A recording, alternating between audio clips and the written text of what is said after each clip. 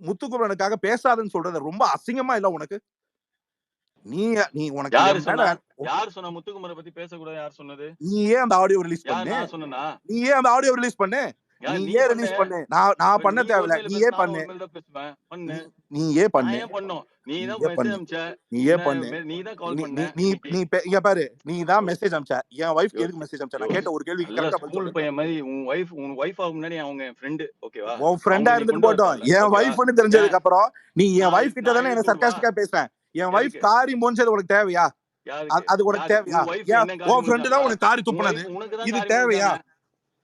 உன்னை பத்தி தெரியும். ஆனா இதெல்லாம் சொல்லிட்டு என்ன பண்றது? விடுங்க. பாவம் ஃப்ரீயா நீங்களே விடுங்க பொம்பளை ப்ரோ. பையன். இங்க பாரு, நான் மறுபடியும் சொல்றேன். உன்னைய பத்தியும் பேசுறதுக்கு நிறைய பேசலாம். ஏங்க நானும் ஸ்மால் சபை பாய். நாகரிகம் கண்டு தான் உன்னை பேசாம விடுறேன்.